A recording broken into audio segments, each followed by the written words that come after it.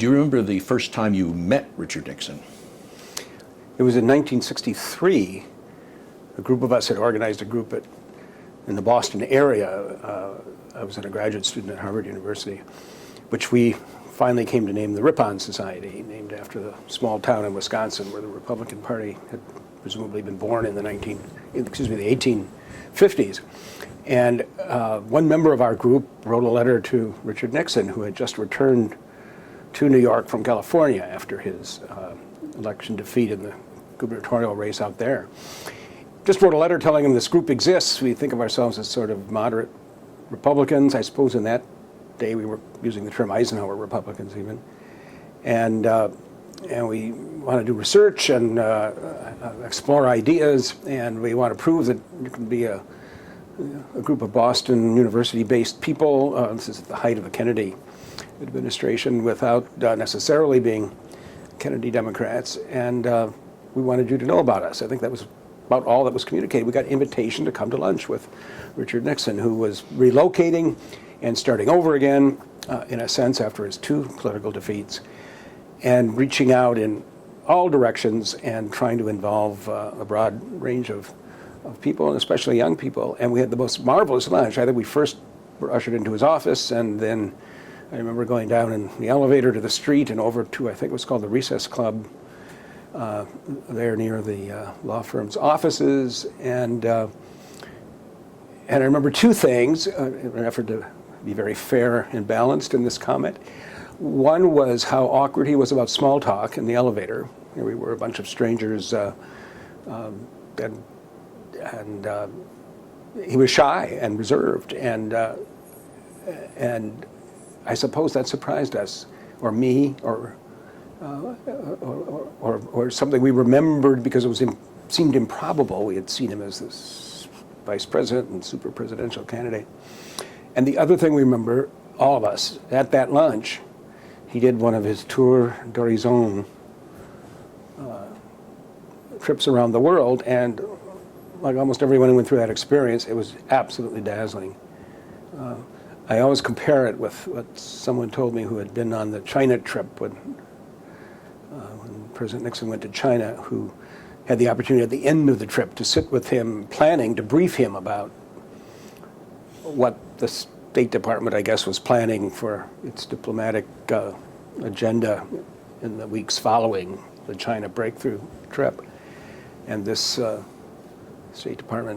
former State Department officer said, I went in prepared to talk for a half hour about the state of the world, and Nixon began talking, and after 10 minutes I realized I was sitting in the presence of one of the great foreign policy minds of our time. And I think that's what we felt a little bit. We probably wouldn't have phrased it that way, but in that very first meeting, I think that's what galvanized our interest and enthusiasm. And then how did you join the White House staff? Well, then I worked with the Ripon Society. I was, at some stage I became president of that organization, and so was a little bit more involved in Republican politics. Allow me to interrupt you. Say something about the Ripon Society, because that was played a very important role in the development of the Republican Party, and some role in the history, the public perception of it during those years, the 60s, 70s. Well, it was really a small group of people who, I think one of the members said, I joined this group because I was tired of apologizing to all my Republican friends for being a student at Harvard, and I was tired of apologizing to all my Harvard friends for being a Republican. And the idea was that both parties ought to have deep roots in the intellectual world, and that there was room for a spirited debate. And this was 1962 probably when the group got going, and a spirited intellectual debate. And maybe most of us weren't yet, some people later were, but weren't yet swept up in the very young, renewed conservative intellectual movement as yet. But we were trying to find new and different ways to approach public policy questions, probably more of an emphasis on the marketplace and on incentives to private institutions, but still probably reform-oriented. I think the issue on which we distinguished ourselves, the small band, 50 to 100 people at first, that would meet every now and then, the issue on which we claimed there was a rich Republican tradition that had to be reemphasized was civil rights, which was the great issue of that moment. And the Ripon Society went back to the Lincoln roots of the party in its effort to identify with that issue.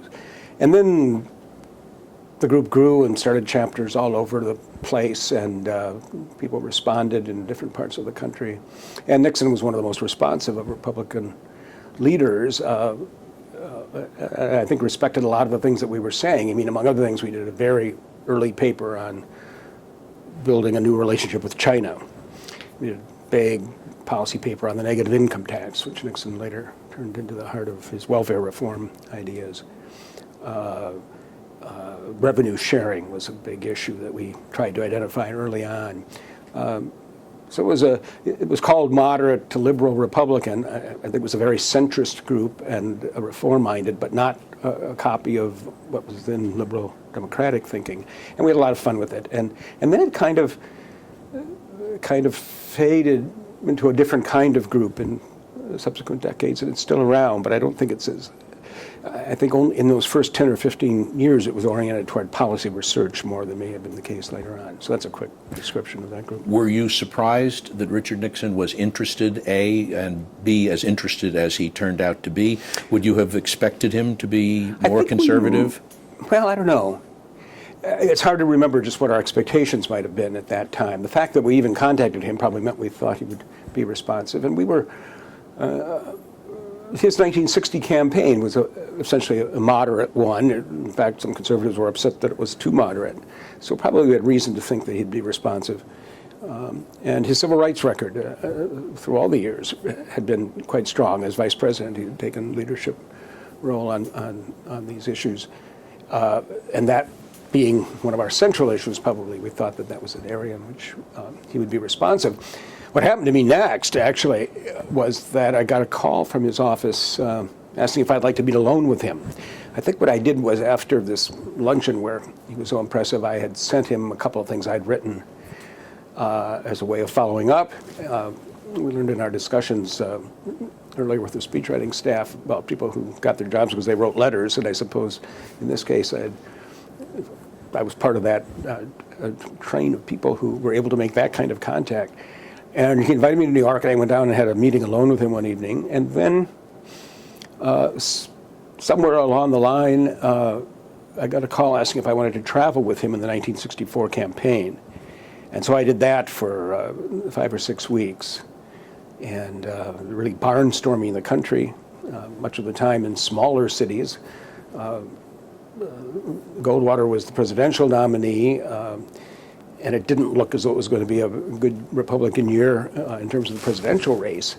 But Richard Nixon, working very hard and really beginning, I think, his dramatic comeback, was helping to elect, or at least to the extent he could, salvage something at the local and state and congressional level. And we met a lot of interesting young rising politicians. I remember for the first time ever hearing about Bob Dole and George Bush, who were both running, I think Bush for the Senate that year, in a losing effort, George Bush Sr. And Dole, I think, in a successful congressional race. But Nixon was there trying to stir enthusiasm and also build credits with the party base. So that's how I became kind of part of a network of people who were in touch with him. And then I got a call it was after the nominating convention in '68 that I went to work in the campaign staff offices in New York.